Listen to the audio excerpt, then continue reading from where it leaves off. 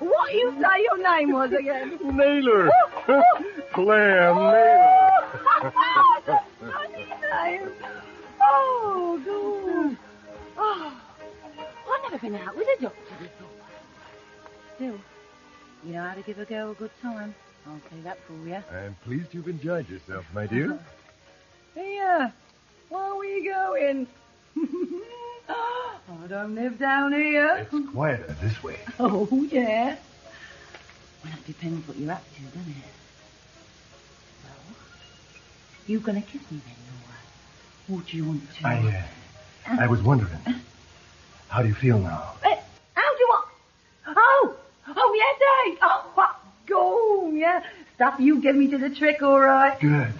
I think perhaps you'd better have some more. Oh, no, I don't need any more. I feel all right, I tell you. Come along now. Doctor's orders. Ooh, well, in that case... That's better.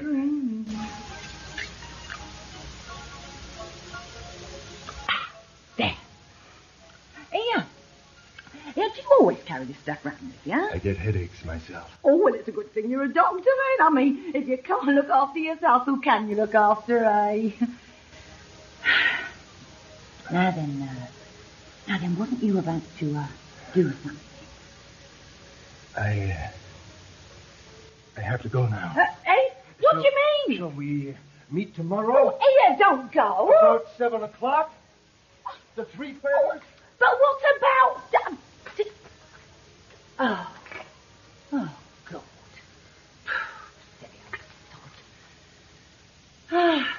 Might as well go home, I suppose. Oh, God.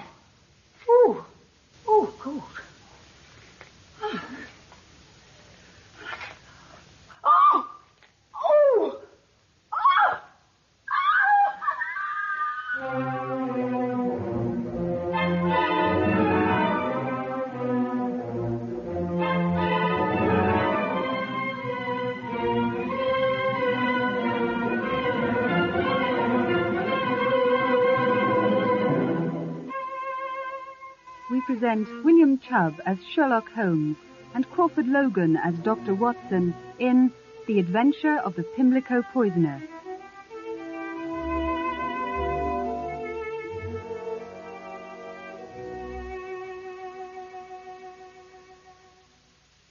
As a medical man, the great affection in which I have always held my friend Sherlock Holmes is clouded only by the complete disregard he had for his physical well-being. However, I have chronicled such circumstances far too often for my readers not to be aware of a remarkable constitution which, despite frequent abuse, sustained him through periods of intense mental and physical exertion that would have wrecked many a lesser being. Nevertheless, the late summer of '91 was one of those rare occasions when the criminal element of our great metropolis had good reason to breathe more easily and operate with comparative impunity. For Sherlock Holmes, the world's first consulting detective, scourge of their nefarious professions, blight on their illegal activities, was convalescing. Watson? Huh? Would you be so good as to shut the window? Of course. Sorry, old boy. Didn't realize you were in a draft. Should have spoken up sooner. Can't have you taking a chill, can we? Shh. Something wrong? A moment, Watson. Yes, definitely. 5/16 of an inch. 5/16. Over a gap of 5/32 of an inch. What are you doing, Holmes? Just an experiment. By listening to the noise that my knuckle makes when I strike this wretched cast of mine, I can establish its precise thickness at any given point. Well, you see where I've managed to scrape a hole through the plaster with my pocket knife? Yes. That was my reference, a standard to which I could work. Now, after considerable practice, I can not only tell you if there is a gap between flesh and casing, but precisely what that gap is, give or take a 32nd of an inch. Really? Any particular reason for this? Well, either the plaster or my flesh has contracted. I meant, is there any scientific reason for your experimentation? None whatsoever. Then, if you don't mind my asking, just why? Because I'm bored, Watson. For 5 weeks I have lain on this couch waiting for my broken limb to heal. 5 weeks of stagnation, impotence, frustration, and boredom. Oh. It hasn't been easy, you know. I've done my best to amuse you. My dear Watson, please forgive me. You have worked miracles, and I couldn't be in better hands. And, of course, my present predicament was entirely of my own making. You mustn't blame yourself. It was an accident, old boy. Could have happened to anyone. To descend in haste from a hansom cab in pursuit of justice is understandable. To do so without checking a pavement was available, the height of stupidity. Let's see if we can't find something to occupy you then. Read the personal column yet? Twice. Well, how about the game of cards? You know my views on that particularly mindless pastime. I don't know what to do for you, Holmes, I'm sure. In which case, might I suggest you go down to Mrs. Hudson's cellar, where you may find a brace and bit amongst the tools she keeps there. Brace and bit? What on earth for? I have a mind to test my plaster cast hypothesis. You mean to drill through? Can you think of a better way of verifying my measurements? I forbid it. You could do yourself all kinds of damage. Perhaps a little pain would prove diverting. Really, Holmes? Just my joke, Watson. You're quite right, of course. I shall just have to wait until the cast is removed. Which is in 2 weeks, I believe. 3. Then, in the meantime, I had better put in some target practice. Pass my revolver, would you? I fancy S.H. on the wall over there would be the most effective decoration.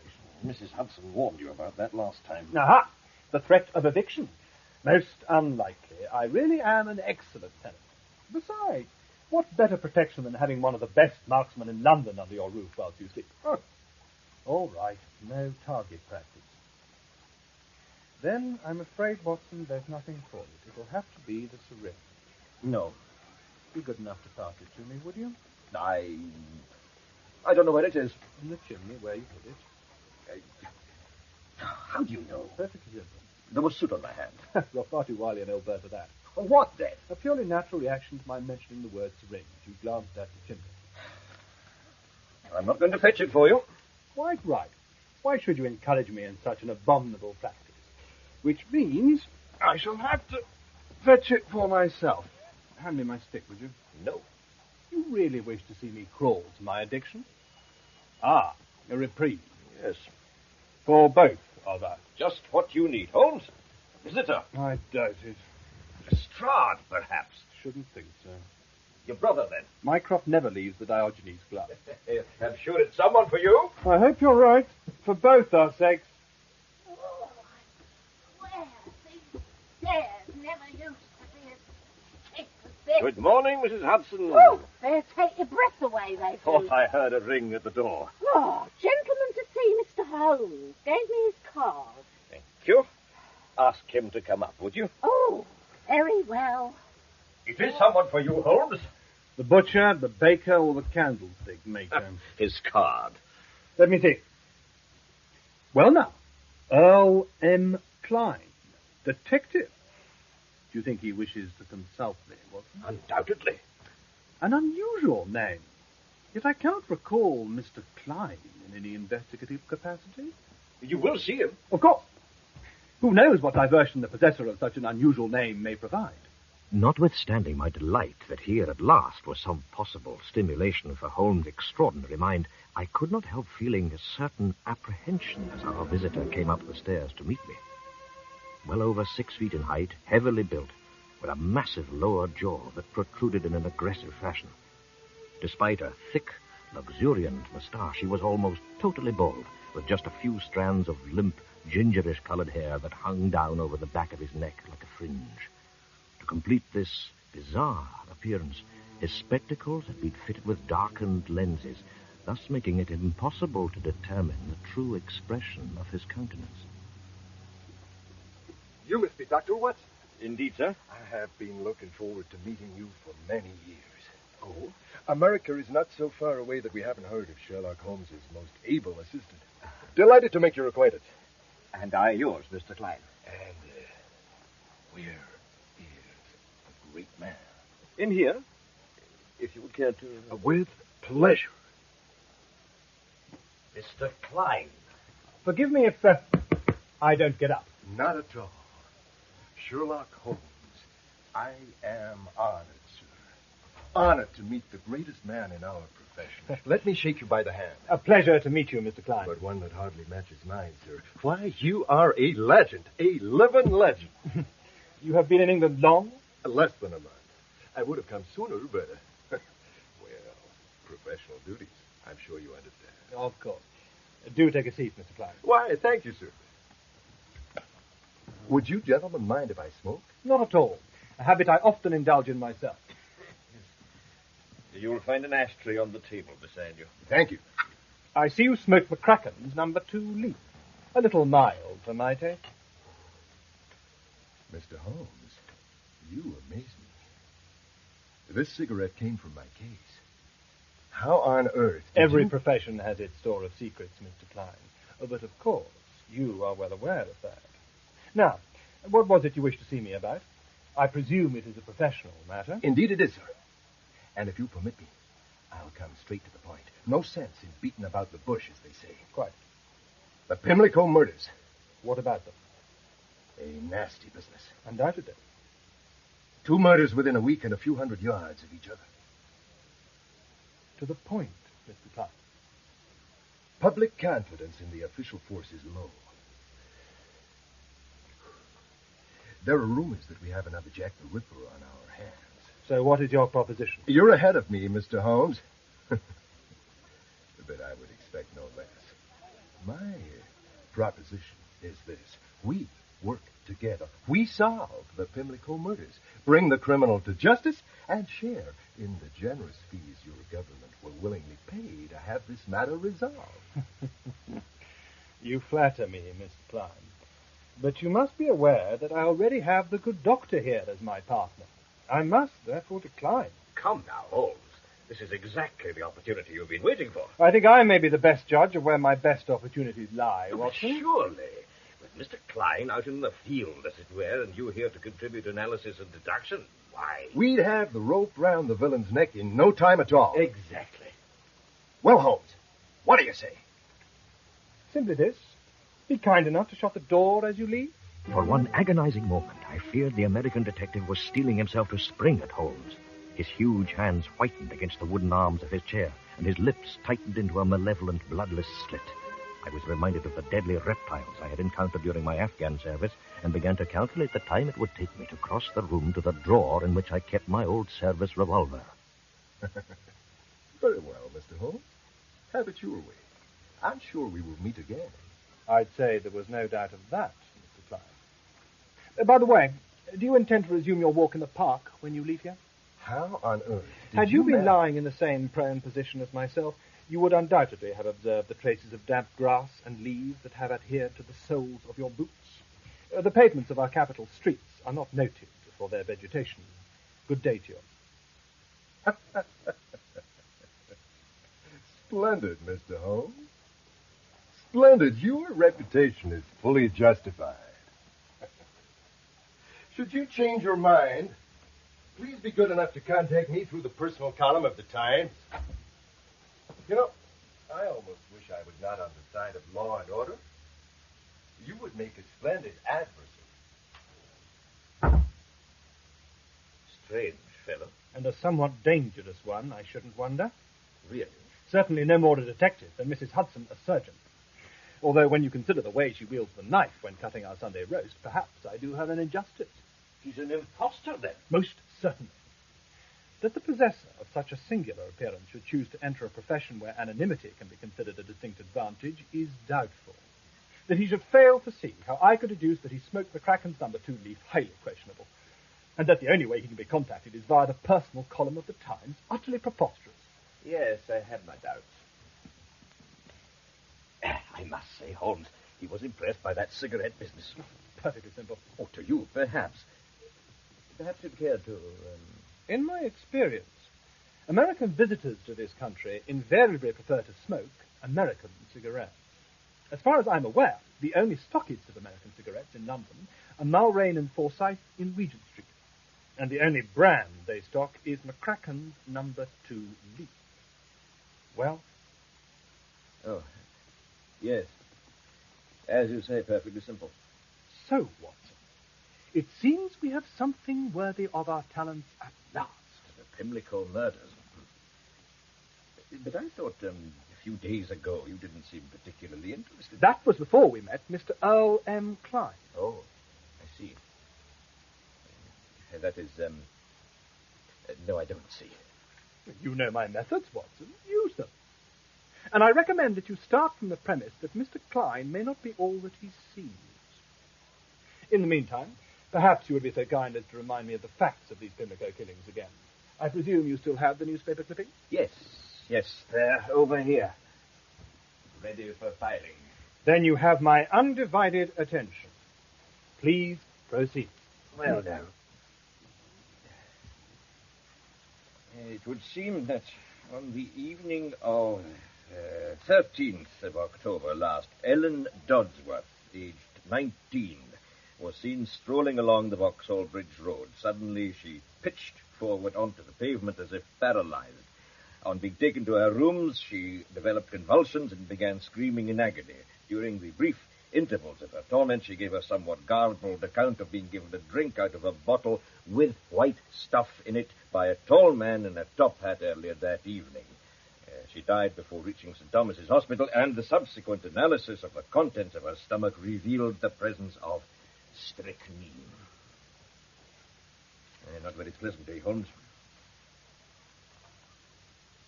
Holmes? The facts of the second murder, Watson. Very well. That took place, yes. 4 nights later in the Belgrave Road. Before her death, the victim, who's not yet been named, also referred to a tall man, a silk hat, and a bottle of white stuff from which he had encouraged her to drink. She was able to add, however, that the man had described himself as a doctor and had peculiar cross eyes. The cause of death was later established as strychnine poison. What are the police doing to catch this fiend? Has Jack the Ripper re-emerged in Pimlico, that sort of thing? I'm afraid that's all, Holmes. Not much to go on. You surprise me, Watson. How's that? Based on what we know, I have already explored several speculative avenues, some of which need only the addition of a few facts to establish their validity. Really? How did you, Mr. Klein. Consider this, Watson. Why should an individual with such an obviously high regard for his own abilities invite me to be his partner against crime? And while you are considering, perhaps you would be so kind as to open our door to the visitor who rang a few moments ago. I hear his steps on the stairs. It's funny how you can go for days without a caller and then... Oh, Lestrade, good morning. Morning, Doctor. Do come in, Inspector. Oh, good morning, Mr. Holmes. How's the leg today? Still weighed down by the wonders of modern surgery, but hardly worth the mention. After all, men of our profession rely more on mind than limb. Although there are occasions when the latter can be useful. Well, yes, whatever you say, Mr. Holmes. Though I wouldn't like to be without the use of one of my pins, I can tell you. Then why not rest them on that chair whilst you tell me the purpose of your visit? Thank you. Not another Pimlico poisoning, I trust? Oh, far from it, Mr. Holmes. Almost wish that were the case. At least it might give us a clue and put us on the track of this madman. If I can be of any assistance, you know you only have to ask. Yes. But the truth is, I just don't know which way to turn. We're no nearer catching the poisoner than we are flying to the moon. The trouble is, the longer it goes on, the more likely it is there'll be people trying to copy him. Well, it always happens. The public want results. They want him caught. How can I be of service? Do you have any new information? Well, we still only know what's been reported by the press, and that's scant enough. I tell you, Mr. Holmes, we're dealing with the most dangerous type of criminal here. A maniac with no motive. And there's no telling when he's going to strike again. Then between us, Lestrade, we will do our best to ensure that will not occur. You have my word on that. Thank you, Mr. Holmes. I don't suppose... what I'm trying to say You is... want to know if I've come to any conclusions concerning the Pimlico poisoning? Exactly. Nothing definite as yet, Lestrade. But I have certainly formulated an opinion. And if that opinion can be substantiated by fact, then I believe we may be able to flush your maniac out into the open. Well, I take it I can rely on your full cooperation. the whole force is at your disposal, Mr. Holmes. You've only to say the word. Which may come sooner than you think. We'll be ready. Excellent. Right. Well, I'll say good day then, and once again, thank you, Mr. Holmes. Watson will see you out. Oh, there was something else. This note came in this morning. It's from a crank, of course, get them all the time on this sort of case. I thought you might find it amusing. Thank you, Lestrade. A little diversion would be most welcome. I'll see you out then. Oh, yes, thank you. Well, good day to you, Lestrade. Thank you, Dr. Watson. Good day. Hey, you cheered him up, Holmes. Holmes? Well. Our man certainly has the cheek of the devil. Lestrade was right about our dealing with a maniac. Listen to this. I am willing to give you such assistance as will bring the murderer of both Ellen Dodsworth and Matilda Clover to justice, providing your government is willing to pay me £100,000. Good heavens. I know his identity. Yours faithfully, Liam Lenser, consulting detective. What do you make of that, Watson? I'd say you'd better watch out for yourself, Holmes. Too many consulting detectives can't be good for business. Nothing like healthy competition, Watson. Even from a murderer. You mean it's not one of them? How do you know? Again, apply my methods. There can be no doubt about it. Very well. Let's see now. Common enough paper. Could have been purchased at any one of 100 stationers. The name, Watson. What do you make of that? Liam Lenser. Bogus, of course. Probably Irish. Look at this. I've written the name Liam Lenser on my cast. So much more convenient than one's shirt cuff. And underneath, Earl M. Klein, the other detective. They are, of course, one and the same person. No doubt you see the connection now. Well, I'm not sure. Even when I point out there are the same number of letters, 10 in each name? I see. But then... So has John Watson. And I doubt if even you could find a connection between Klein, Lenser, and myself. Touché, Watson. And an apology. I can hardly expect your mind to be filled with the sort of trivia I have been foolish enough to cram into mine. Let me explain. Horatio Nelson, for example. In anagrammatic form, he could be read as Honor Est a Nihilo. Similarly, Flit on Cheering Angel is the relatively simple transposition of Florence Nightingale. Now do you see? Yes, of course, an anagram. Liam Lenser, Earl M. Klein, one and the same. No doubt about it. Quite so. But of even greater significance is the intriguing possibility that both may be derived from the real name of the person responsible for these Pimlico poisonings. But he was here, then. In this very chair. Why didn't we apprehend him? Well, I am hardly in a position to apprehend anyone. And despite your proven courage, Watson, I feel you are no match for our adversary's undoubtedly superior strength. Besides, at the time, I was still not sure he was our man, despite his darkened lenses and the reference by one of the victims to a man with cross eyes. But you are sure now? Oh, yes. The letter from Liam Lenser, Earl M. Klein's alter ego, refers to the second victim by name when that had been specifically withheld from the press. However Lestrade failed to spot that, I shall never know. So, the first error on the part of the murderer. Oh, hardly an error, Watson. We are dealing with an arrogant and dangerous man. Very dangerous indeed. And one who wants to play games. Very well. We shall oblige him.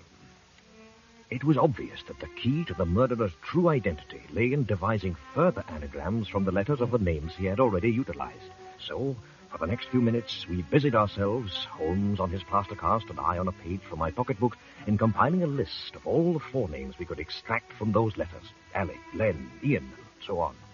At each name, Holmes would concentrate for a few moments, comparing it with some mental list he had stored away.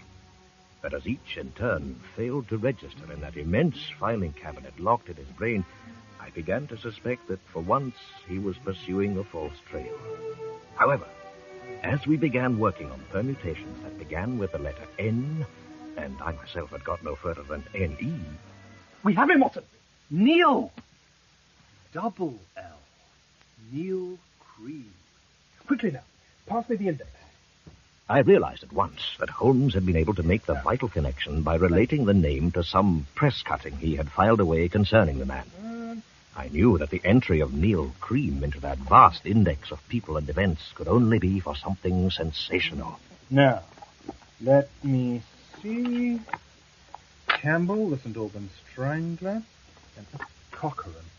Wonderful fortune, that man, a true artist. Cracksman, Bradley.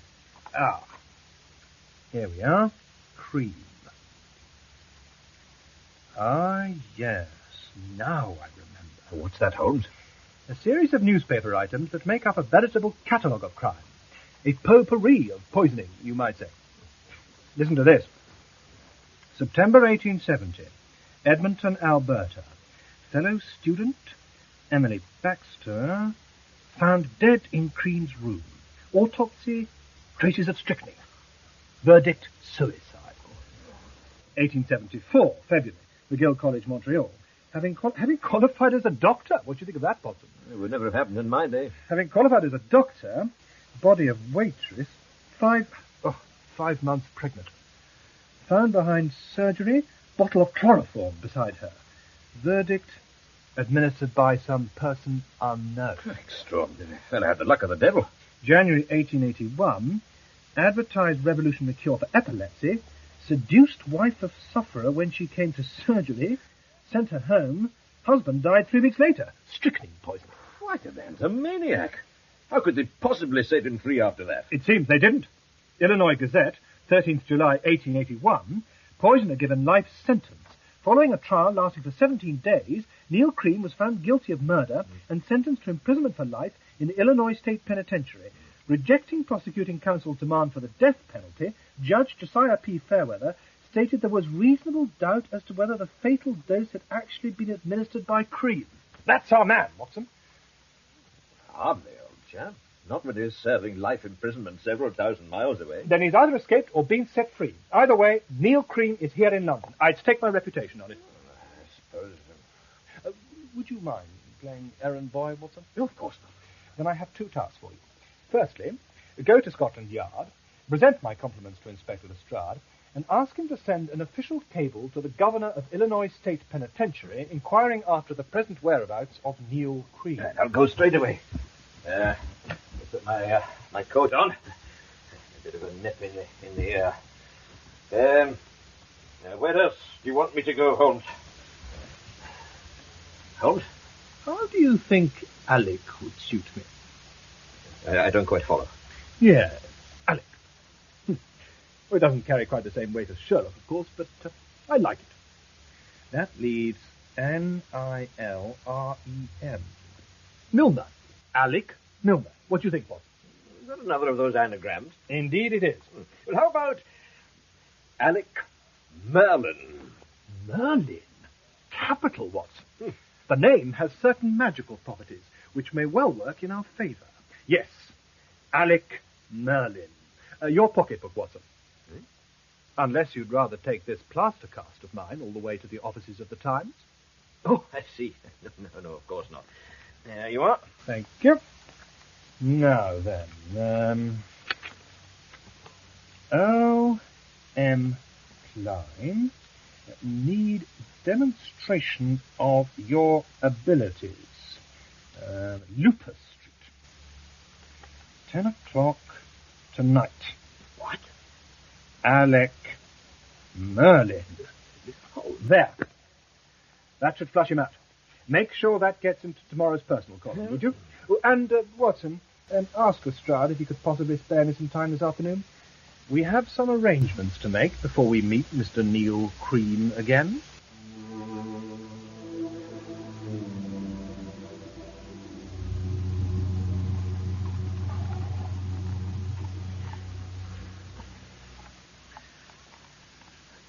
You warm enough, Holmes. Perfectly. I can't have you going down with a chill. Certainly the night for it. Pity they can't come up with a way of heating these cabs.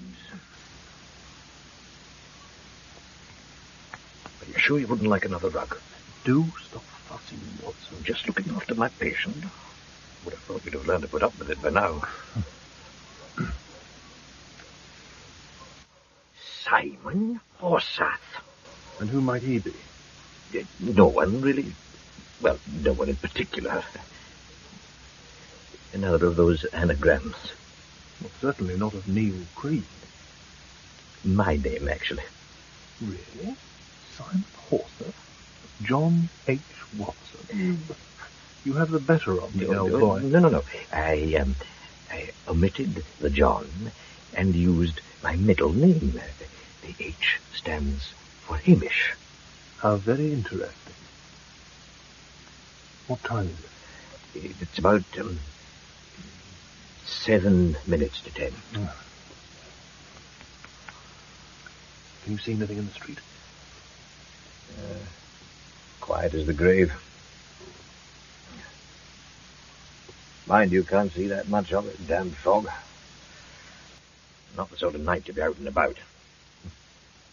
Perhaps even Cream will think better of it. He's here already, Watson. Where? Out there, in Lupus Street. I know he is. I feel it. I don't see how you can be so sure, old boy. I mean, he might not even have looked at the personal column today. Impossible. I suppose you know your man, Holmes. Mind you were right about his being here in England. Released from the penitentiary less than a month ago. Good behavior, all things.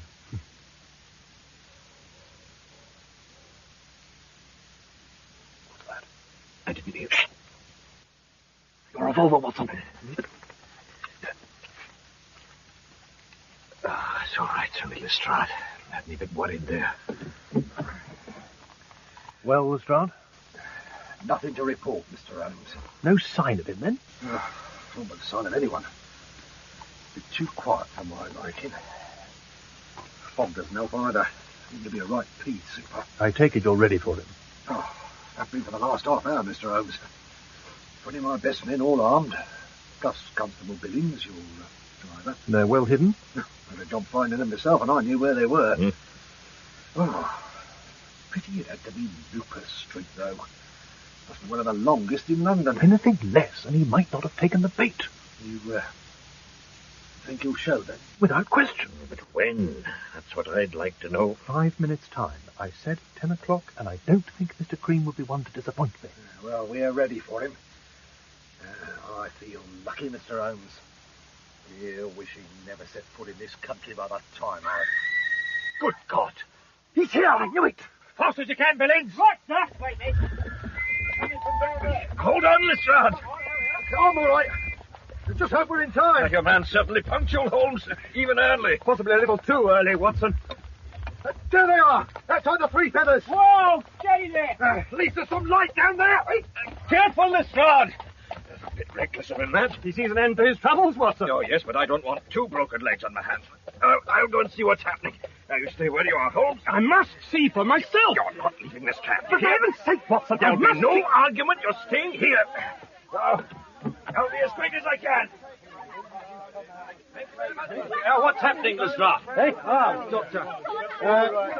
This woman here... No good. Sergeant, what for? Sir? Move this crowd back. I can't hear myself think.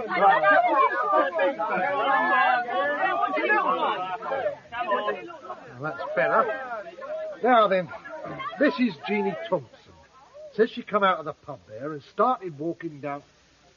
Oh, well, look, you might as well tell the doctor yourself. Oh, sir. You see, I come out into the street. Speak up, girl. All right, Lestrade. Now, my dear, tell me your name. Jeannie, sir. Jeannie Thompson. All right, Jeannie. You're quite safe now. Just take your time and then tell me exactly what happened. Well, sir, I've just been in the Three Feathers to get a top for my mother. Ever so poorly she is just now. Oh, I'm sorry to hear that. Oh, thank you, sir. Well, I come out the door, and just as I was passing the alley there, this man came out and got hold of me. Can you describe him? Oh, I don't know, sir. It happened so sudden, I didn't really get a look at him. Ever so big he was, and strong. How was he dressed? Oh, I'm not sure, sir. I think he had a cloak. A black cloak. And then what happened? Took out his fiddle and played an Irish reel, I shouldn't wonder. Holmes! Come here, Miss Thompson. Really, Holmes? I said, come here. Come along now, Jeannie. You better do as he says, and don't be frightened. Right. Now, Jeannie Thompson, I have just one question for you. Yes, sir. Where is the tot you were taking to your mother? I must have dropped it. Then we'd better ask the inspector to find it for you. No. Well, perhaps I forgot it, you know. You mean you forgot the one thing that would bring a modicum of comfort to your poor, sick mother? Well, I've just forgotten to look for it. If the truth were known, your mother is probably in excellent health. Now, I want to know who put you up to this. Who the hell do you think you are, then? Someone who may have you charged with being an accessory to murder. Murder? Oh, I don't know nothing about that. Then you'd better tell me what you do know, and be quick about it. I met this man, see? In there, about an hour ago. Give me a sovereign, he did. Said he wanted to play us some sort of trick on some friends of his. What sort of trick? He didn't say. I was to start screaming just before 10 o'clock. That's all I know. Honest, I didn't know nothing about no murder. Please, you've got to believe me. I do. But listen to me, Miss Thompson. You've had a very fortunate escape this evening. Very fortunate indeed. A constable will escort you home now. Home? Oh, not yet. No fear. Oh, I need another drink.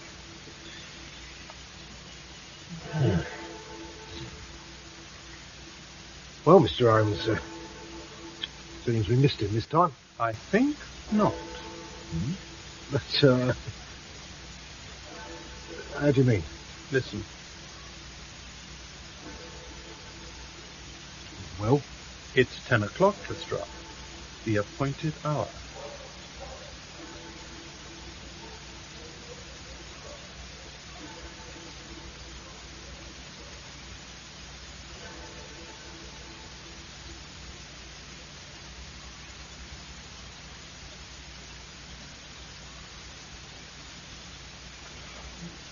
I'd better tell my men to stand down, Mr. Holmes.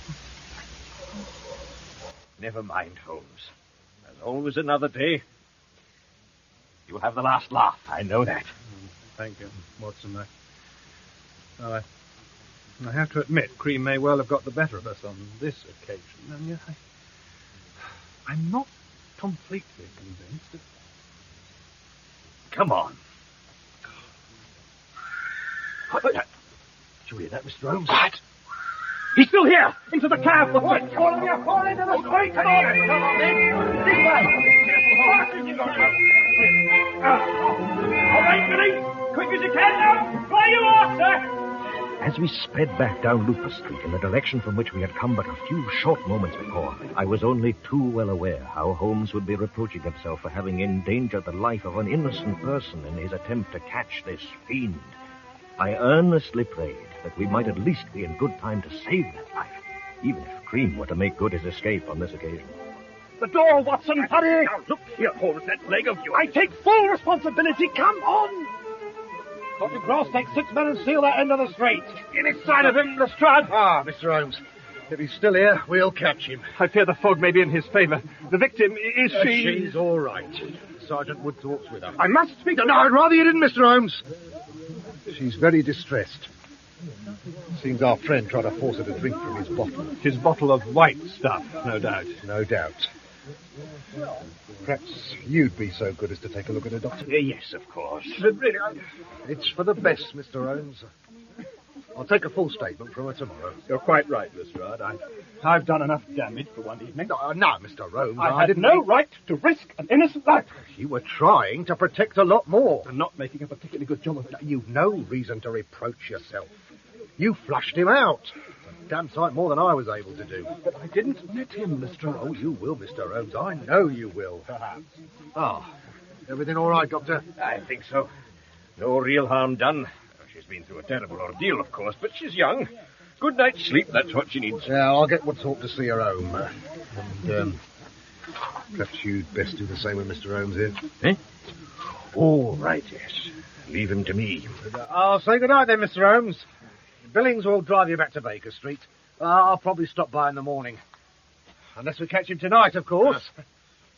Oh, I'm inclined to agree with you about this fog being in his favour. Good night, Lestrade. Yes. Good night. Come on then, Holmes. Time we had you tucked up in bed.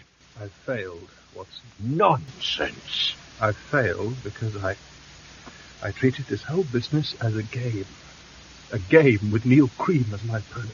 Nothing wrong with playing games, old boy. Not when you deliberately choose to ignore the stakes. A woman's life, Watson. But she's alive. She's all right. This time, it will not happen again. Come on now, Holmes. In the cab with you. There, that's it. And don't go taking all the rug this time, eh? Don't want to end up as my own patient.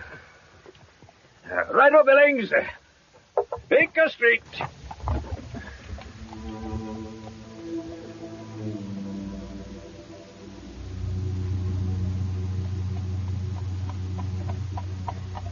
I hope Mrs. Hudson's kept the fire in for us.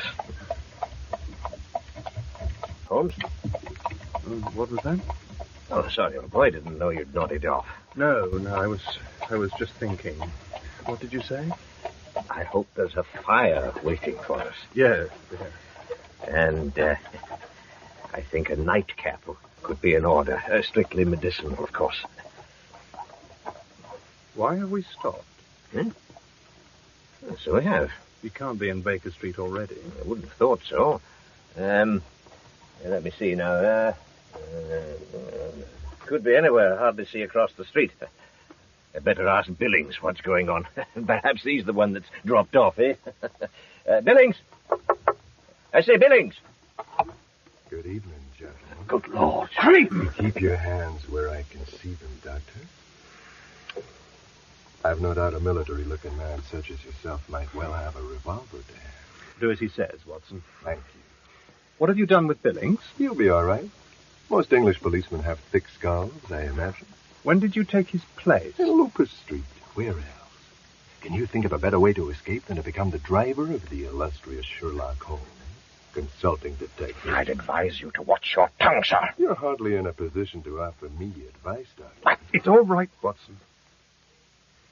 Well, Cream, what do you want of us? What makes you think I want anything? I have all I want. A dozen or more of Scotland Yard's finest men scouring Pimlico for me, whilst I sit here, chatting with the very man they all expect to bring me to justice. Don't you find that amusing, Mr. Holmes? Not especially. I would remind you that your intended victim is alive and well. Yeah, stupid girl couldn't bring herself to drink out of a bottle. But you have to admit that the execution, if you'll forgive my choice of the word, was excellent. You down one end of Lupus Street, myself down the other. If it is a game we're playing. Oh, yes, I overheard that particular part of your conversation. Then I do seem to be playing it rather well. Don't you think? The game is not yet over. You will make your mistake yet. Very doubtful. But consider this, Mr. Holmes. Even in the most unlikely event that I should ever make a mistake, and I am arrested, what good would it do you? You can't prove a thing. And I believe you know that.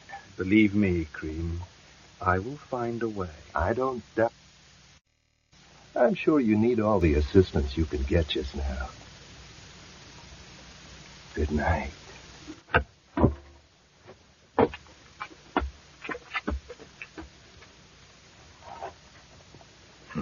He's got nerve. I'll say that for him. Most madmen do, Watson. I don't suppose you want me to, try and follow him, do you? You know, find out where he's hiding up. I'd prefer not, old friend. So we just let him walk away, as it were. Only for the time being. You know, he was right about one thing. What's that? As yet, we have no proof that he is the man who has placed half London in the grip of fear. He's the Pimlico poisoner, all right. We both know that. Undoubtedly. But I suspect a judge may well take the opposite view. Surely there's something we can do. I'm sure there is. And just as surely we will find it. Now, Watson, I hope you have a head for heights. How do you mean? I'm hardly in a position to climb up into the cabbie's seat. Oh, I see. No, I suppose not. Oh, well. I'd better get on with it. There. So, how I'm going to find Baker Street in this fog, Lord only knows. Come on, then. Gee up.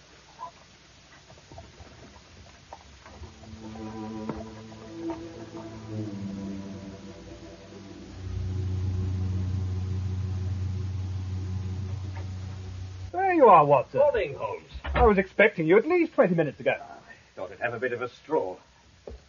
Fog's lifted, sun's shining. Wonderful morning. Telegram for you. Me? From Lestrade. Seems Cream tried to obtain some more strychnine. No. Chemist in the Vauxhall Bridge Road. Lestrade wants you to meet him there. What on earth for? You're the medical man. No doubt he needs your expert opinion on some matter. I see. Well, yes, I'm sure I can point him in the right direction, as it were. If you don't mind, then. Oh, not at all. How's the leg today? Oh, no problem at all. Good. I just thought all that activity last night. No damage done, I assure you. Glad to hear it. Yeah. Better be off then. Be as quick as I can.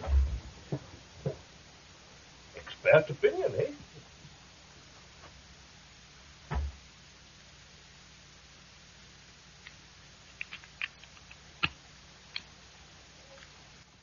A moment.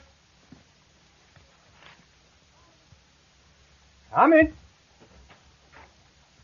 Ah, Mrs. Hudson. Surely it can't be lunchtime already. Not yet, Mr. Holmes. You have a visitor. Indeed. Mr. Ian Murcell. Ian Murcell? With two, of course. I don't know about that, but I've got a feeling. That you've seen him before? That's right. I'm sure you have, Mrs. Hudson. Show him in, please. This way. Thank you.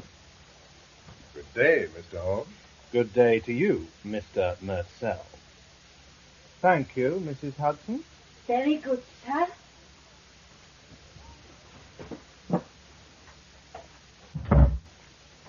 I have the impression I've been expected. Lestrade would have sent a cab, not a telegram. And you obviously realized it was better that I see you without Dr. Watson being present. I agree that my colleague would be more inclined to indulge in some physical act of aggression against you than I. May I sit down? Please do. The far chair. Certainly. But you need have no fears for your safety, I assure you. Besides, I see you have your sword stick to hand. I've no doubt you know how to use it. What is the purpose of your visit? I've come to congratulate you, Mr. Holmes. Really? You were hardly in such a generous mood on the last occasion we met. That was last night. A good night's sleep has helped me to form a different picture. You're clever, Holmes. Damned clever. Of course, there was no danger of your catching me last night, but I have the feeling that were there to be similar occasions in the future, and should Lady Luck happen to be smiling on you, then I could be in danger of losing my liberty. What exactly are you saying? That I enjoy a challenge, but I prefer the odds to remain firmly in my favor. England is a small country. Where I am concerned, you make it even smaller.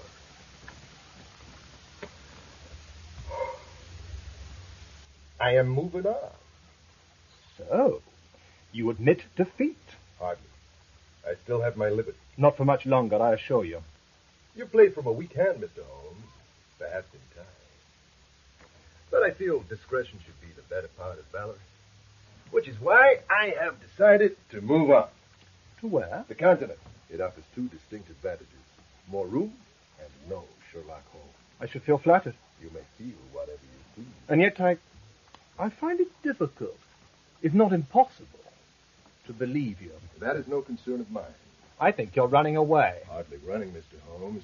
I shall catch the boat train whenever I please. With only 2 successful poisonings. I have no regrets. And 1 failure, your efforts in Looper Street hardly do you credit, Cream.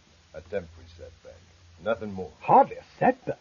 By your own admission, a somewhat pathetic end. Why, Mr. Holmes, I do believe you may be trying to persuade me to stay. On the contrary, if Looper Street is the best you can do, I, for one, will be glad to see the back of you. Have a care, sir. I came here in all good faith. I would prefer to leave that way. You may leave any way you choose.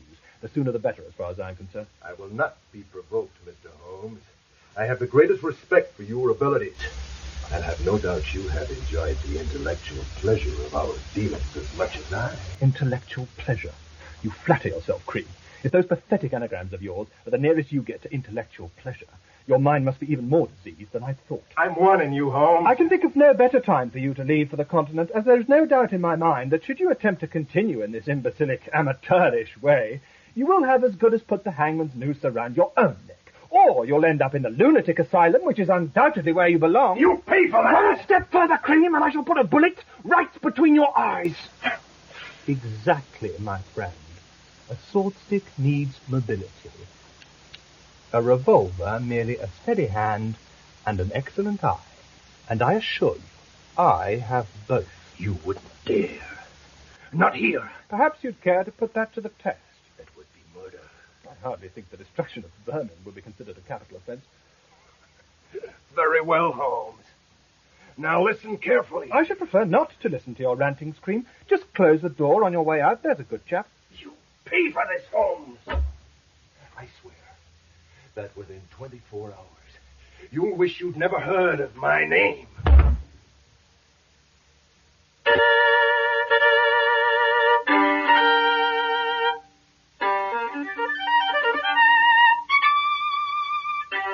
For heaven's sake, Holmes, we have to talk about this.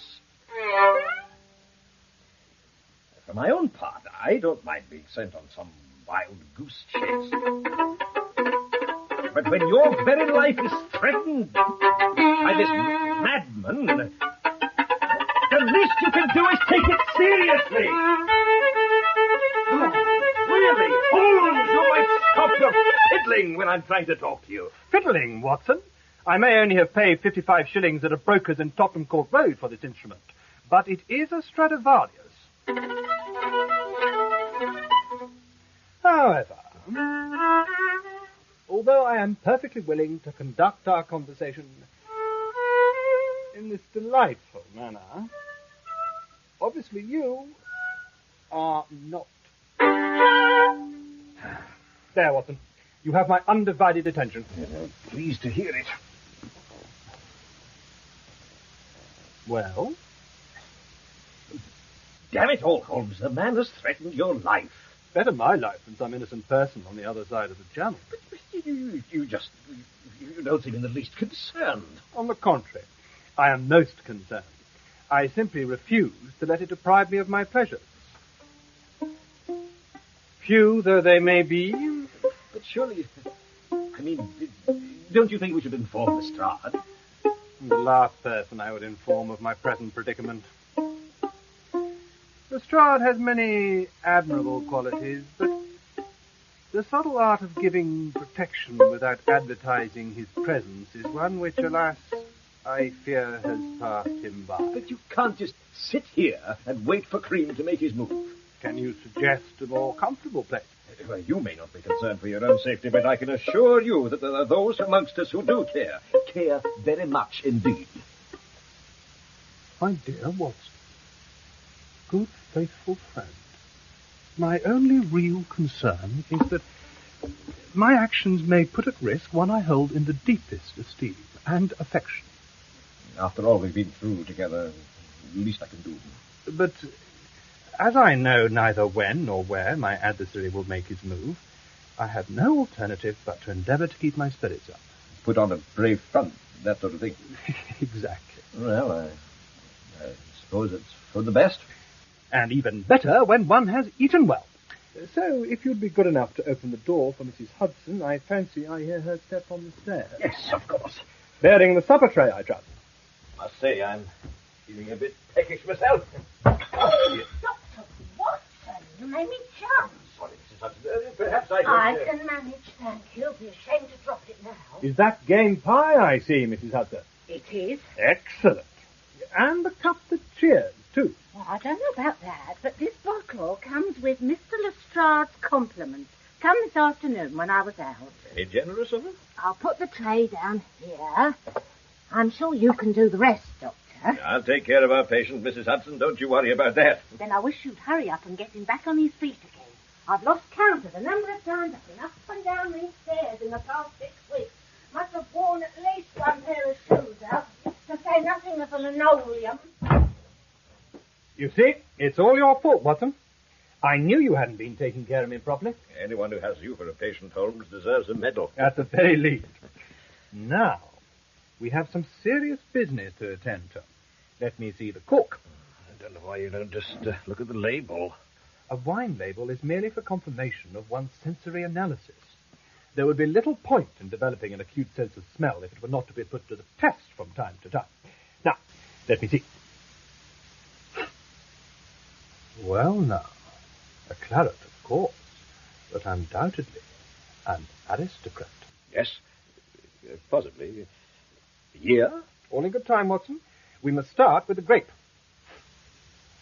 70 to 80% Merlot and... yes, Boucher for the balance. Now, that tells us immediately we are not merely in Bordeaux, but at the very shrine of claret. Pomerol itself. Chateau Petrus, of course. As for the year, another 12 months and it might well have faded, but right now... 15 years of perfection. 1876. Am I right? Of course. Then I claim my reward. Eh? Oh, yes, of course. Didn't know Lestrade had such good taste in wine. Very generous of him. Must have cost him a pretty penny. There you are, Holmes. Holmes? What? Oh, yes. Thank you. Well, ours is not to reason why. Here's to Lestrade. And Chateau Petrus. No! Holmes, what's come over you? I should have known straight away. Known what? That neither Lestrade's financial situation nor his taste in claret extends to Chateau Petrus. Well, perhaps not, but knocking the glass from my hand like that, I mean... Even though it contains such a deadly vintage? Deadly? The inevitable result of mixing Merlot, Boucher, and Nux vomica, the St. Ignatius bean, or any other variety of the Legeniaceae family. Strychnine. The very same. But who... Neil Cream. Certainly the only person I know insane enough to molest the noblest claret of them all. And he was good enough to reassure me of his intention to point out the error of my ways within 24 hours. He's been as good as his word. Strychnine. I shall have to analyze it, of course, but I should be most surprised if my diagnosis were to prove incorrect. But I might have... Precisely, Watson. Or, more importantly, from Neil Cream's point of view, I should be the one who, even now, should be gasping my last breath as the poison took its deadly hold. But all's well that ends well. No harm done. All is well, yes, but hardly the end, Watson. In fact, merely the beginning of a long night's work. Really? What had you in mind? My demise. Good Lord. At this very moment, Neil Cream undoubtedly believes me to be as good as dead. A misconception I feel we can turn to our advantage. What did you have in mind, Holmes? My obituary, Watson. After which, you and Lestrade will visit Victoria Station to make preparations for Mr. Cream's imminent departure to the continent. But first, I must prepare a sketch of a certain piece of apparatus for the only person in London who would undertake a commission of this nature at so late an hour. Jeremiah Fogg in the Whitechapel Road. As I had a long night ahead of me, Holmes insisted I eat as much of Mrs. Hudson's game pie as I could comfortably accommodate, while he hastily prepared the documentation I would need to carry out his various commissions. My first call had been Scotland Yard, where I left a message for Lestrade to contact Holmes as a matter of the utmost urgency, after which my conversations with such Fleet Street editors as were still at their places of work established that their morning editions would carry the headlines that Neil Cream was undoubtedly awaiting with considerable eagerness. My third task brought me to that part of London that will forever be associated with the terror of the so-called Ripper murders. The dimly lit streets, the impenetrable menace of the maze of alleyways that lay behind them, and above all, the unaccountably threatening atmosphere that always descended with the darkness. It was not without some trepidation, therefore, that I left the comparative sanctuary of my cab and proceeded down a narrow passage, at the end of which I would find, or so my driver had assured me, the premises of the man Holmes had sent me to see.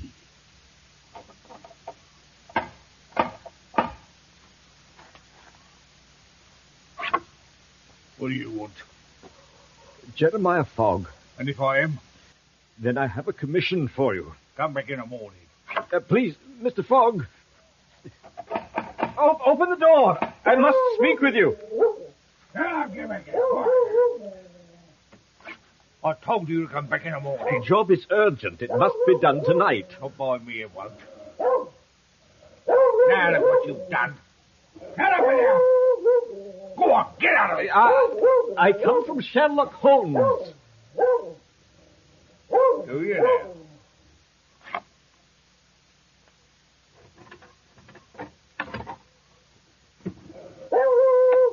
Should have said so straight away. Well, Come on, get inside. Don't the old world knowing my business. Oh, yes, of course. I'm sorry. I didn't realize. It's better. Just you, me, and the dog. Now, what does Mr. Holmes want? He made this drawing for you. Give us it here. Ah. Yeah, I see. That should be all right. Come back in an hour. I'd prefer to wait if you don't mind. Suit yourself? An hour, you say? Yeah, about that. Very well, I shall wait in the cab. Perhaps you would like payment in advance? Oh, there's no charge. Not for Mr. Holmes. The hour spent waiting in the cab was one of the longest of my life. I am not given to exaggeration, although I would admit to the occasional embellishment when chronicling some of the adventures Holmes and I have shared, but the threatening nature of that particular part of our great metropolis unnerved me to such an extent that I occasionally called out to the cabby to reassure myself that I was not entirely alone. But having eventually collected a small package from Jeremiah Fogg, I was much relieved to find myself once more in the sanctuary of our Baker Street rooms, where I found Holmes instructing Lestrade on the precise part he was to play in the events of the next day. There you are, Watson. Lestrade and I were just thinking of sending out a search party for you. Oh, quite right, Mr. Holmes. I mean, Doctor. Gentleman of your disposition, out by himself at 1 o'clock in the morning. Well, anything might have happened to you. Say, steady on. I know how to look after myself, you know. Of course you do, Watson. And for my money, there's no one I'd rather have by my side when danger threatens. Dear chap. And make no mistake, we play a dangerous game. A game which should be resolved tomorrow, one way or the other. We'll be ready for him, Mr. Holmes. I don't doubt it, Lestrade. Now, Watson, I presume the package you carry is from Jeremiah Fogg. Yes. There you are. A queer sort of cove. Well, they do say 10 years in prison can affect one's personality. Prison? Well, you didn't tell me he'd been in prison. We mustn't hold a man's past against him, eh, Lestrade? Oh, indeed not, Mr. Holmes. You don't know what he was sent down for? Let me see now. Some sort of assault charge, as I recall. Robbery with violence, surely. With some grievous bodily harm thrown in, I shouldn't wonder. Lord. That's some sort of grievance, as I remember. Grudge against the whole medical profession, I think. Yeah, always swore he'd get even. You didn't say you were a doctor, did you, Watson? Well, no, I don't think so. No, couldn't have done. Wouldn't be here now if you had. Good heavens. Do you mean to say that is... Oh, you don't say it. You don't think you would. Oh, I see. Most My dear Watson. My dear friend, please forgive me. Nothing to forgive, is there? I can take a joke as well as the next fellow. No, don't worry about me. Please, Watson, we were laughing at the situation, not at you. Yes, I can see that. I'm glad you enjoyed it. So, what's in the package, then? A cosh? A razor? Something like that? Far from it. Jeremiah Fogg is a master craftsman, a glass-blower of extraordinary ability. Behold his latest creation. So that's what I went for. To do with one of your chemistry experiments, is it, Mr. Holmes? Close, Lestrade. In fact, Fogg has fashioned much of the apparatus you see on my bench over there. Ah. No. These two glass tubes and the minute bridge that connects them have been designed to help bring a murderer to justice. Really? Well, I'm dashed if I can... How's he going to do that? Well, unless I'm very much mistaken, all will be revealed tomorrow morning. Or rather, this morning. Time you were off Lestrade. Oh, wow. You too, Watson. Where are we going? Victoria Station. You're quite clear as to what has to be done, Lestrade? Perfectly, Mr. Holmes. Good. And remember, it's almost certain to be the 9:30 boat train. Yeah, I'll make sure everything's ready. Come along then, Doctor. We've got a busy night ahead of us. Very well. I suppose I'll be told what's going on eventually. What will you be doing then, Holmes? Me? I shall be in my bed. Oh, will you now? Yes, indeed. If my next meeting with the Pimlico poisoner is to be our final encounter, which will, of course, depend on the effect of the headlines in this morning's newspapers, then I shall need all my wits about me. Good night, gentlemen.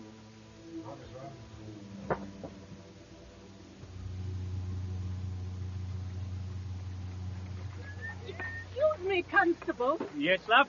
I was wondering. That is, you see, my eyesight isn't what it used to be, so I don't read the newspapers anymore. Yes? But I overheard some people talking, and, oh, do say it isn't true. Well, what's that then? Mr. Sherlock Holmes, they said he was dead. I'm afraid so, love. Oh, no. Looks like the work of this Pimlico poisoner again. Oh, how dreadful. Poor Mr. Holmes. There's a lot of folk that are missing. Yes, indeed. Oh, now what am I going to do? Now, you mustn't go upsetting yourself. No, it's not that. I have a train to catch, you see, and I seem to have mislaid Victorian gate. Platform 4, change at Ashford. Thank you so much. Right. Where to, madam? Oh, I have my ticket already. I'm very pleased to hear that, madam. Is there something else I can help you with? It's my sciatica, you see, and I do have this bag to carry. If you care to call a porter, madam, you'll get all the assistance you need. Next, please. But there doesn't seem to be a porter available. I'm sorry, madam, but as you can see, I am Perhaps not... you would be so kind. I'm sorry, madam, I can't leave the office. Then perhaps your colleague, the young man sitting in there with you. No, I'm afraid he's not free either, madam. Now, if you would kindly stand aside, there are people waiting for tickets. But surely your friend wouldn't mind helping me. I'd be so grateful. I'll take her to the train. You'll never get rid of her otherwise. Thanks, Sergeant. Who said our policemen are never there when you want them? There's someone coming round to help you, madam. How kind. So if you could just step aside, there are other people waiting for tickets. Oh, I'm so sorry. How thoughtful. Right then, which platform? The boat train. This is most kind of you. Glad to be of service. Now, I'll take your bag. There we are. And if you'd like to take my arm. How charming. Thank you so much. Off to Paris, are you? Not if I can avoid it. I'll take your... What the... Good heavens. Mr. Holmes. Not so loud, Sergeant Woodthorpe. I'm supposed to be dead. I know, sir, but, I mean, why are you dressed up like that? I know of nothing better to disguise the fact that one's lady's cased in plaster than the voluminous folds of a lady's skirt. Although I do admit to an aversion to wearing all the other garments that complete the ensemble of the opposite sex. Particularly this somewhat ridiculous hat. I don't know, Mr. Holmes. It rather suits you. That will do, Woodthorpe. Tell me, is our man on the train? He is. Like you said, sir. We told him there was only a private carriage left. And he took it? Didn't give it a second thought. Lestrade and Watson, are they ready? Just like you instructed. Have you got a ticket, Mr. Holmes? My bag, please. Eh? Oh, yes. There we are. Now, where did I put? Ah, yes, here we are. Thank you, madam. And one platform ticket. He's my nephew, you know. Thank you, madam. Have your tickets ready, please. All tickets, please. Thank you, Auntie. Enjoy the relationship while you can, Woodthorpe. I'm sure Inspector Lestrade will be anxious to know you have played your part in the appropriate manner. Quite, sir. Begging your pardon, sir. How's that leg of yours? The sciatic or the plaster one? The one in plaster. I'm certainly looking forward to sitting down in a first-class smoker for an hour or two. This coach, sir. Third compartment down. The door, if you would be so kind. Good luck, sir. Aren't you going to say goodbye to your Aunt Woodthorpe? Oh, yes. Take care of yourself, Auntie. Have a good trip. Thank you, dear. And make sure you're a good boy while I'm away. Good morning. I'm sorry, ma'am. This is a private carriage. Oh, now, I don't object to your smoking, but do open the window a little. I repeat, ma'am, this is a private carriage. I'll just pull down the blinds on the corridor side, and then no one need wonder why an old lady has her leg in plaster, her feet on their opposite seat, And can't wait to take off the ridiculous hat she's wearing. Well, congratulations, Mr. Holmes. You had me completely fooled. As obviously did the headlines in this morning's newspaper. Yes, indeed. A masterly stroke, but forgive me, I fail to see what you hope to gain from this little charade of yours, albeit so admirably performed. My dear Cream, it's a simple matter of redressing the balance. You got the better of me in Looper Street. I can return the compliment at Victoria Station. Of course. I should have expected nothing less from so worthy an opponent. We're about to leave, Mr. Holmes. Forgive me if I let an old lady find her own way onto the platform. The next platform on which I intend to alight is that of Dover. You don't think I could allow such an illustrious adversary to leave these shores without showing my appreciation of an intellect which, though I am reluctant to admit it, comes near to matching that of my own. Praise indeed. For my part, Holmes, I welcome the diversion your conversation will provide on an otherwise dreary journey, but I warn you, if you have subterfuge in mind, have a care. I am in no mood to be trifled with. Although, even you must now have accepted that there is no evidence against me, and no legal reason why I should not leave England in the manner in which I arrived, a free man. Regrettable, but true. Now, as I have forced my company on you, I feel I must provide some of the diverting conversation you have so generously ascribed to me. There is one story you may find particularly amusing. It was a case I investigated a few years ago on behalf of Lord... perhaps he had better remain incognito. Now, originally, I had been called in to establish the whereabouts of a distant relative with whom his lordship was anxious to renew his acquaintance, but my subsequent inquiries revealed a very strange circumstance.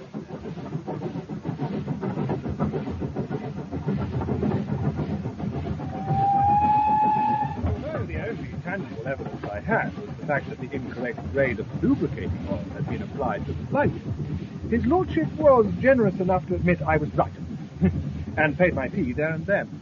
So there was no missing relative? And no crime. Although, I do feel that the caprices in which certain members of our aristocratic families indulge themselves should be dealt with by a stiffer sentence than mere expulsion from their clubs. Capital, Holmes. I should have loved to have seen his lordship's face when you showed him the empty bread bin. It was rather amusing. Oh, that reminds me, Cream. Talking of bread bins, a toast. I thought we might drink to the recent skirmishes we have enjoyed, in which neither of the best men won. I doubt if the dining car could supply a vintage worthy of the occasion. Perhaps at Dover. Yes, I anticipated that, and I took the liberty, yes, here it is, of bringing a bottle that may just live up to your expectations. Admittedly, not quite as noble as the one you sent round to me last night, but nevertheless, it should suffice. Come now, Holmes. You don't seriously expect me to drink from any bottle of wine you produce? And surely you don't expect me to be so naive as to attempt to deceive you by using your method. Apart from which, I could never bring myself to adulterate the contents that such a distinguished maple proclaims. You know, I almost believe you. I'd certainly like to fit an end to our relationship. Nothing would please me more. But, as you obviously require more substantial proof of my motives, we will first remove the cork. I should have opened this earlier, of course. And then, somewhere... Ah, yes. Here we are. 2 of Mrs. Hudson's very best glasses. There. Now, the colour, magnificent. The bouquet, oh, superb. And the taste, oh, words fail me. Do you know, Cream, I should be rather pleased if you did force me to keep this bottle to myself, though, would I still be able to negotiate the platform at Dover? All right, Holmes, you win. I'd be happy to drink with you. I'm very pleased to hear it. There. Thank you. I drink to a master. And I drink to the world's greatest consulting detective. Your health, Mr. Holmes. And yours, Mr. Cream.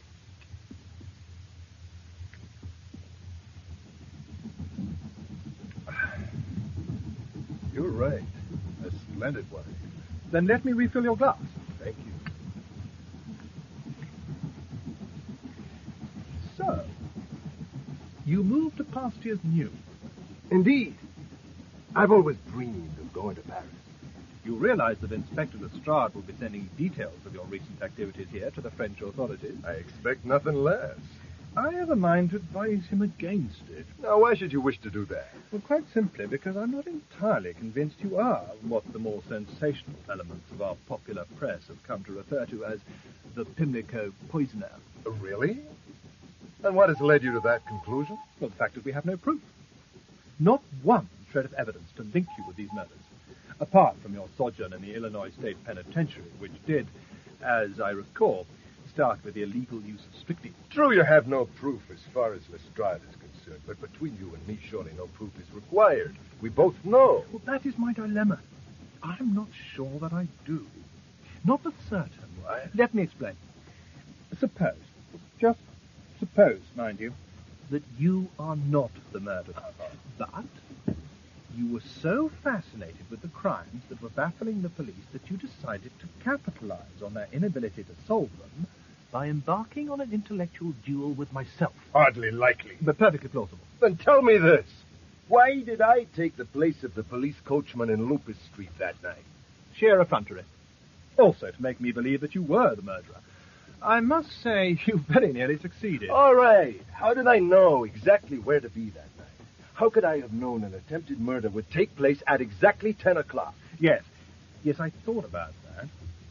I can only conclude that not only did you set up the false alarm at the far end of the street, but you also persuaded another young lady to scream at the top of her voice 10 minutes later. Nonsense. Not only that, you also paid her enough to make up some cock and bull story about a large man with whiskers and a bottle of white liquid. Make no mistake, Holmes, I am the Pimlico poisoner. And if it's proof you want, listen very carefully to the following facts. Facts that did not appear in the newspapers.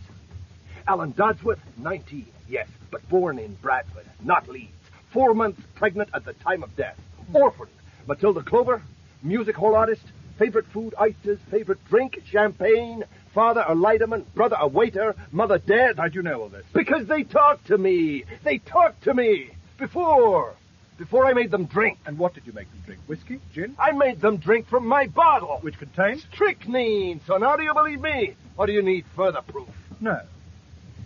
I think that should be sufficient. All right, Watson, Lestrade, you can come in now. What is this? What are you doing? Making you feel better. They do say confession is good for the soul. This won't work, Holmes. We shall see. May I introduce Inspector Lestrade of Scotland Yard? Dr. Watson, you know. Neil Cream, I arrest you for the murder of Ellen Dodsworth and Matilda Clover. Do you now? It is my duty to warn you that anything you say... I've heard all that before. On what grounds are you making these charges? Your confession, Mr. Cream. It's my word against yours, Holmes. And that of Lestrade and Watson. Really? Are they prepared to perjure themselves? Not at all. They overheard every word you said from the next compartment. Every word. Clear as a bell. Both of us. Come, gentlemen, you stretch my patience too far. Apart from the noise of the train, there are 2 seats and a partition to prevent you hearing one single word. I think not. If you please, Lestrade. Certainly, Mr. Holmes.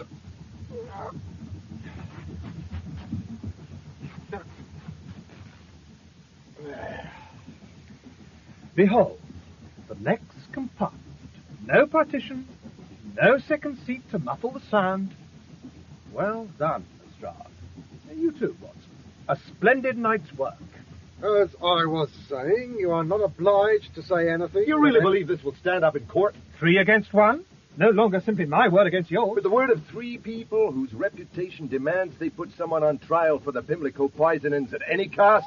Why, any defense lawyer worth his salt would have your testimony thrown out. And you know it. I admit there is some element of risk in sending you to trial on the evidence of your confession alone. Risk? You'd be laughed out of court. Which is why your dying deposition will carry much more weight. Explain yourself. A dying deposition, or a statement taken from an accused man when he believes himself to be near to death, is regarded in law as a valid testimony.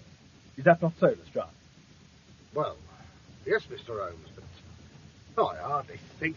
Even better when recorded by a priest, of course, but with the good doctor here. I admire your tenacity, Mr. Holmes. Why, I'd even like to oblige you by giving you one of those dire depositions. However, as I have no intention of breathing my last for many years to come, I must forego that pleasure. We shall see. Watson, 1 glass of wine taken from a bottle containing 1/5 of a grain of strychnine. How long would you say? 30 minutes? Less than that. 20 at the most. Which leaves you about 10 minutes, Creed. 10 minutes in which to come to terms with your conscience. You really must be desperate to expect me to believe this bluff of yours, Holmes. We drank from the same bottle. I doubt if even you would make the supreme sacrifice to prove I am a murderer. Heaven forbid. I have far more important things to do. But let me show you something. A perfectly ordinary bottle on the outside. But when I put my finger down into the neck... Ah, yes, there we are.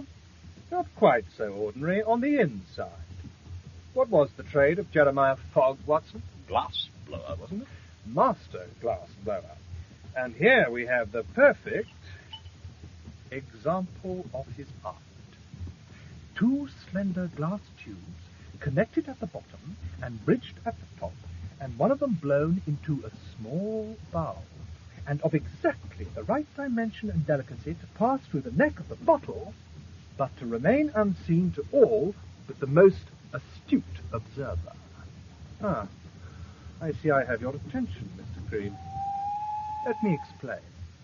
Before inserting the apparatus, I filled it with a glass of the claret as it left the shutter. Naturally, that was the glass I drank.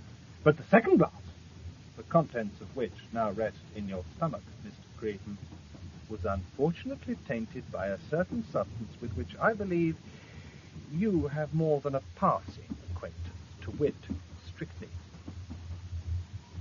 You may wish to speak to Inspector Lestrade now. Kill you for this, Holmes. I'll kill you! Stop him, Doctor! Get his other arm. He's too strong for me. He's choking Holmes to death. The bottle, Doctor! Hit him with the bottle! Can't reach him. You'll never take me alive!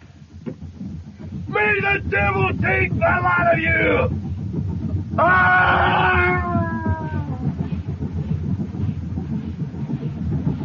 You better. Can you get the door shut, Lestrade? I'll try! Are you all right, Holmes? Holmes! I killed him, Watson. I sent him to his death. You have indeed, Mr. Holmes. Had I known, I'd never have let you take the law into your own hands like this. Surely he was a dead man as soon as he drank the wine. A bottle of Montbusquet may well take away one's breath, but never permanently. You mean there was no strychnine? Precisely. But all that stuff about the glass and Jeremiah Fogg.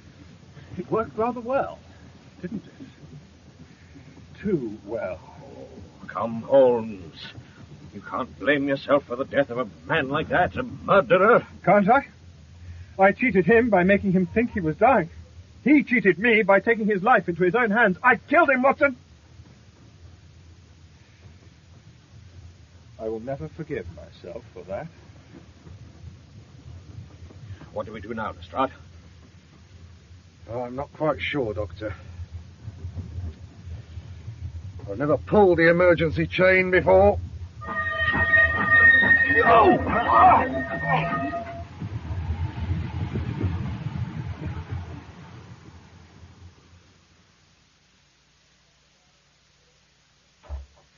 Here we are, home sweet home.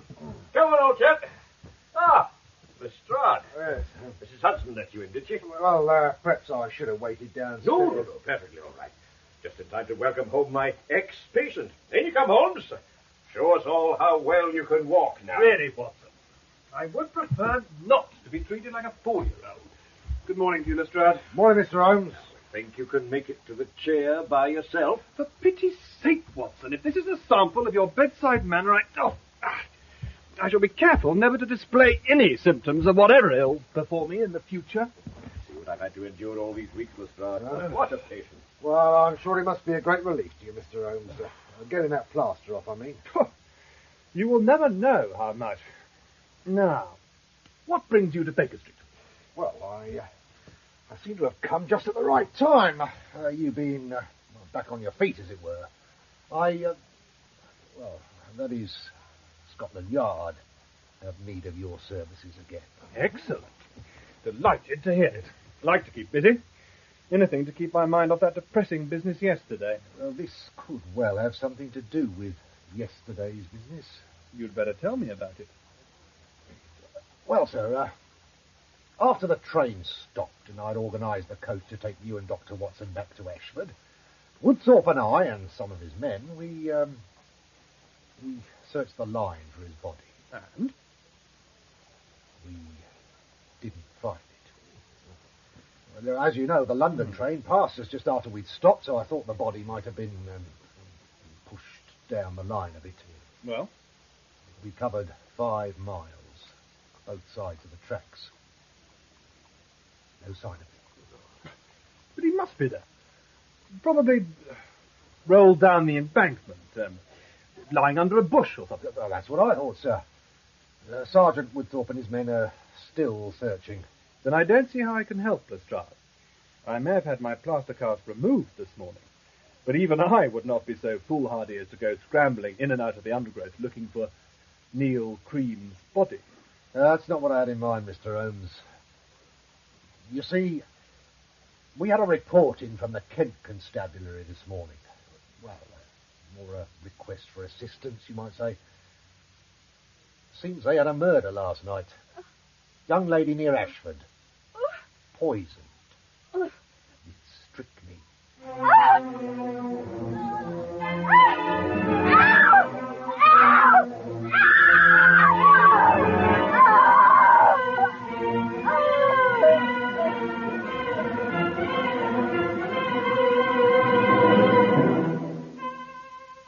In The Adventure of the Pimlico Poisoner, Sherlock Holmes was played by William Chubb, Dr. Watson by Crawford Logan, and Neil Cream by Peter Harlow. Inspector Lestrade was Terry Molloy, Mrs. Hudson, Tina Gray, Sergeant Woodthorpe, Chris MacDonald, and Constable Billings, Alex Jones. Jeannie Thompson was played by Kimberly Hope, Jeremiah Fogg by Roger Hume, and Matilda Clover by Susan Mansell. Holmes Stradivarius was played by Roger Cool. The Adventure of the Pimlico Poisoner was written by Peter Mackie and directed at Pebble Mill by Nigel Bryant.